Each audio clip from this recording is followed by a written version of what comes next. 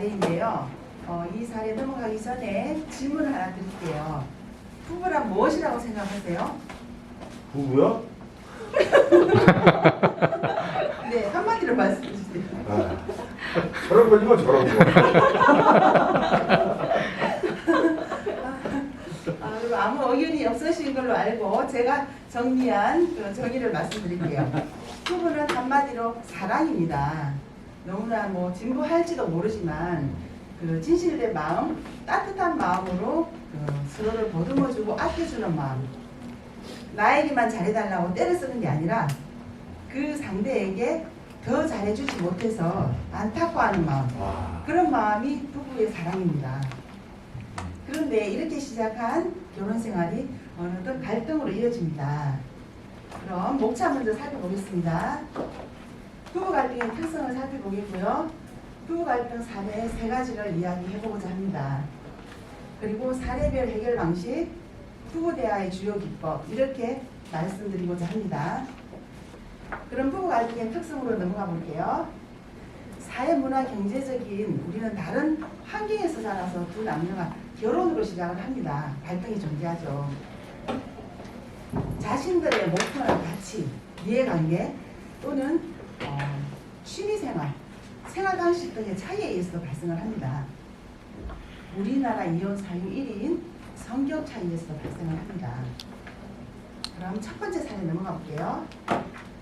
부자 갈등이 부부 갈등으로 전환된 사례입니다. 사춘기 청소년 아들에게 공부하라고 잔소리하는 아빠와 아들의 갈등이 이를 지켜보는 아내와 남편의 갈등으로 바뀝니다.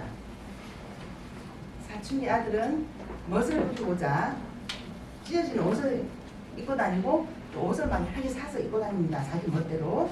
그리고 귀걸이를 하겠다고 귀에 구멍을 뚫고요. 친구들과 어울려서 막 이 골목 저 골목 휩쓸고 다닙니다. 개인방을 가거나 사우나도 갑니다.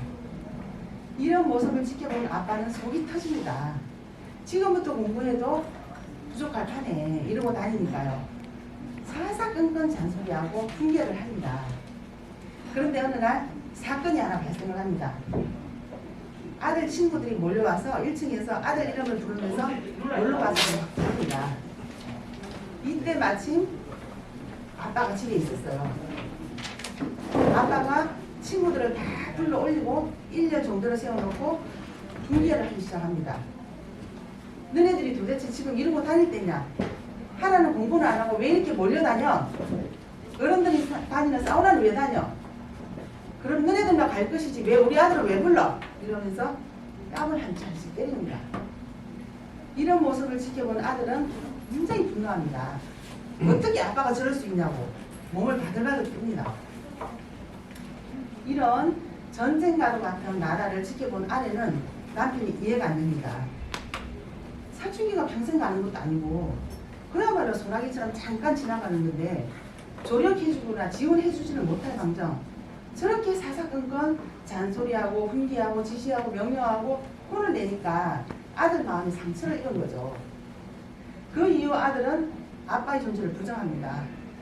아빠는 내 아빠가 아니다. 나는 내 아빠를 찾고 싶은데 내 아빠 도대체 어딨냐. 그러고 절규합니다. 남편은 자기 고집에 사로잡혀서 절대 생각을 바꾸지 않습니다. 아내와 남편은 이때부터 말을 하기 싫어요. 말도 하기 싫고 그냥 밥도 같이 먹기 싫어요. 이렇게 시간을 지내는 어느 날 아내는 남편에게 편지를 줬습니다. 편지의 내용에는 다른 내용도 많이 있지만 만약에 이 일로 아들이 잘못되면 이혼도 불사하겠다는 협박을 보냅니다. 남편은 자기 입장에 매몰돼서 생각을 바꾸지 않던 사람이 아내의 편지를 받고 많은 생각을 합니다. 그러면서 청소년 그 정보에 대한 것도 습득해서 있고요. 주변 지인으로부터 자문도 구하고 그리고 무엇보다도 자신이 청소년 시절에 아버지로부터 받았던 그 잔소리로 인해서 매우 힘들어했다는 것을 상기시킵니다. 그러면서 내가 대물림하고 있었구나 자각을 합니다. 그리고 아들에게 미안했다는 것을 사과를 합니다. 이날 이후로 아빠는 아들에게 애정 표현도 하고 또 손잡고 나가서 놀러도 가고 운동도 갑니다. 이런 상황을 지켜본 아내는 어둡고 긴 터널을 지나와서 햇살을 맞이했을 때처럼 따뜻한 느낌이 듭니다. 부부 갈등이 해소되면서 자연스럽게 해결되었습니다. 두 번째 사례로 넘어가 보겠습니다. 성격 차이로 인한 갈등은 매일 매 순간 매번 일어나고 있습니다. 아내는 남편과의 소통이 불통이 돼서 우울증에 걸립니다. 그리고 병원 신세를 지죠. 남편과 여행을 갔어요. 우리 여행지에서 부부가 의견이 막 일치될 수는 없잖아요. 좀 틀릴 수도 있잖아요. 그런데 그 의견을 좁히기 위해서 노력하는 게 아니라 아내를 혼자 두고 가버립니다. 이 아내는 혼자 남은 아내는 어떤 생각이 들까요? 버려진 느낌이겠죠. 예를 들어서 우리가 아이를 데리고 놀이터 놀러 갔어요. 아빠나 엄마가. 그런데 그 아이가 아빠나 엄마 마음에 안 들고 말을 안 듣는다고 해서 그 아이를 놀이터에 두고 옵니까? 데리고 오잖아요. 그와 같은 맥락입니다. 여기 남편은 타인과의 교류가 없어요. 6시 칼퇴하고 집에 와서는 자기 주장만 합니다. 아내의 외출도 허락하지 않습니다. 남편이 당직일 경우만 외출해서 친구하고 수다를 떨지만 깊은 가슴앓이는 해소되지 않습니다. 우울증이 걸릴 수밖에 없어요. 이렇게 십수년을 살다가 아내는 한 가지 결심을 합니다. 도대체 내가 감옥과도 같은 생활을 청산하겠다고 마음을 먹습니다. 그래서 이혼 소송을 제기합니다. 며칠 후에 남편께 도달한 소장, 그리고 상상하지도 못했던 그 소식에 남편은 기가 막혀서 말대발합니다. 그리고 아내에게 여러 차례 대화를 요구를 하죠. 아내는 이번에는 그야말로 자기 마음속의 얘기를 다 꺼내놓습니다. 내가 왜 이렇게 우울증까지 걸려가면서 살아야 하나?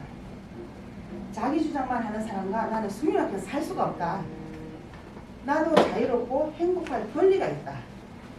그리고 나에게 요구하는 잠자리 어디 하나 매력적인 부분이 몸에 있는지 한번 봐라. 나는 그동안 그래서 응해주지 못했다. 그 외에도 여러 가지 얘기를 합니다. 남편은 큰 충격을 받습니다. 그리고 펑펑 울면서 애원합니다. 잘못했다 용서도 빌고 다시 시작하자고 애걸복걸 합니다.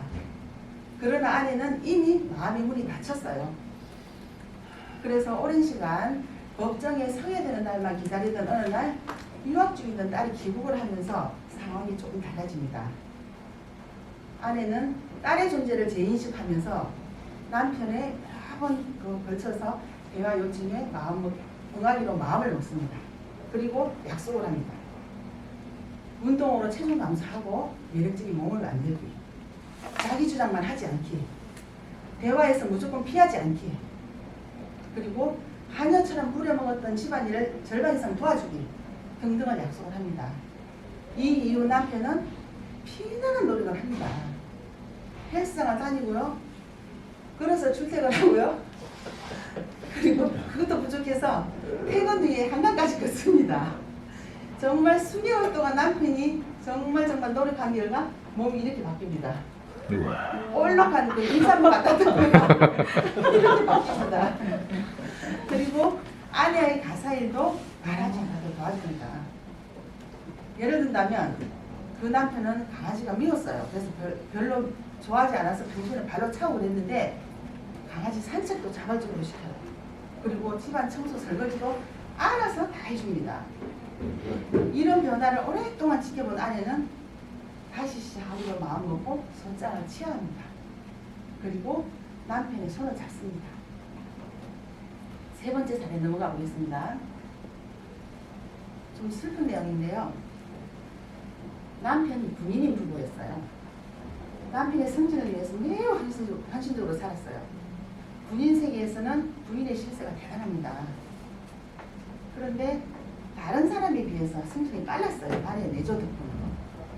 그런데 어느 날 암 선고를 받습니다. 아내가.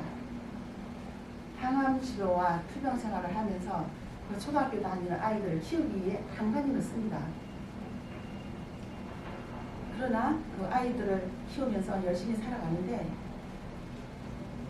기나긴 투병 생활을 하면서 죽음만 기다리고 있어요. 그런데 남편이 아내 암 선고 이전부터 외도를 하고 있었습니다. 근데 그 외도 대상자가 남편의 첫사랑이래요. 기가 막힌 일은요, 아내가 어서 죽어주기를 바라는 남편의 마음이었어요. 근데 여기서 끝나지 않아요. 더 기가 막힌 일이 있습니다. 아내는 입안이 헐어서 물 한 모금도 못 넘겨요. 머리는 모두 탈모돼서 반질반질하고요. 얼굴은 새까맣게 타들어가고 온몸은 뼈만 앙상하게 남아서 정말 처참한 모습으로 누워지네요. 이런 아내에게 뭐를 했을까요, 여러분? 더 기가 막힌 일이 있다 그러잖아요. 상상이 안 되시죠? 이불을 뒤집어 씌운 사건이 발생을 합니다. 아내는 정신적인 충격까지 받고 살고 싶지 않습니다. 차라리 삶을 마감하고 싶습니다.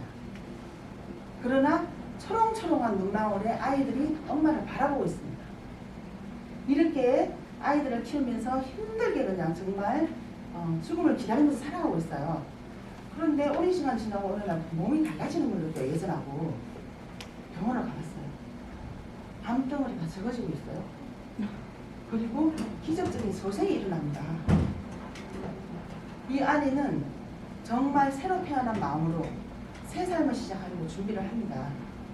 그런데 남편의 두 가지 사건은 아무리 용서를 하려고 애를 써도 용서가 안 됩니다.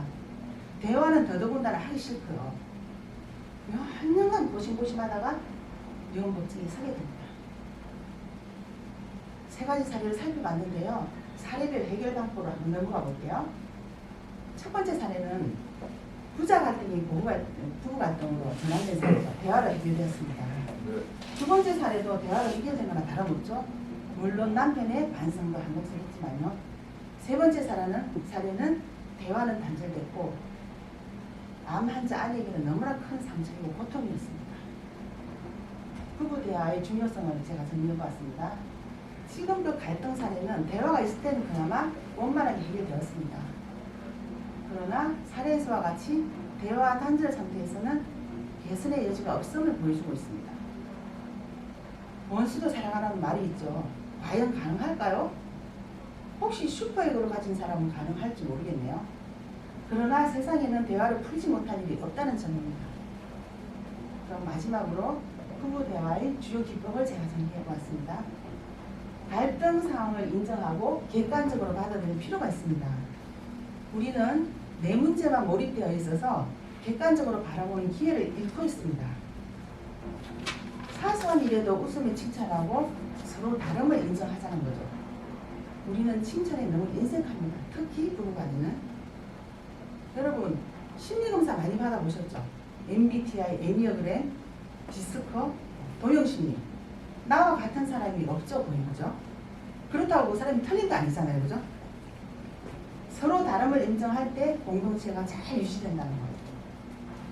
상대방의 입장을 생각하며 측은지식으로 내적 치유를 하자는 겁니다. 제가 30대 초반에 국문학 교수가 있었는데 그 부인이 제게 해준 얘기입니다. 그 남편은 인품이 훌륭해서 모든 사람으로부터 존경을 받아요. 그런데 술을 너무너무 좋아하세요. 술만 먹으면 타인에게 민폐를 끼쳐요. 예를 들어서 술 취하고 남의 집에 자다가 그 집 이불에 막 오바이트를 한다거나 또 술만 먹으면 밤늦게 지인들을 불러내거나 이 지인들이나 타인들이 모두 아내도 아는 사람이에요. 그래서 굉장히 힘들어하고 아내가 남편이 미웠어요. 그런 일로 인해서. 그런데 모시기 넘어가니까 어느 날 남편이 너무 차분하게 느껴지더라는 거예요. 그러면서 내 안에 그렇게 가득 찬 미움이 하나도 남아있지가 않더라는 거예요. 바로 내적 치유가 측은지식으로 이루어진다는 거죠. 내 안에 감정의 찌꺼기까지 씻어낸다는 거예요. 그리고 어떤 말을 할까보다는 어떤 말을 들어줄까를 우리는 고민해야 된다는 겁니다. 내 말 하기가 바쁘죠. 대부분이죠. 상대방 말을 들어줄 생각을 못합니다. 실존주의 철학자 샤르트르는 타인과 사는 것은 기적이다라고 말했습니다. 어쩌면 우리는 매일매일 기적을 행하고 사는지도 모르겠습니다. 제 발표는 여기까지입니다. 감사합니다.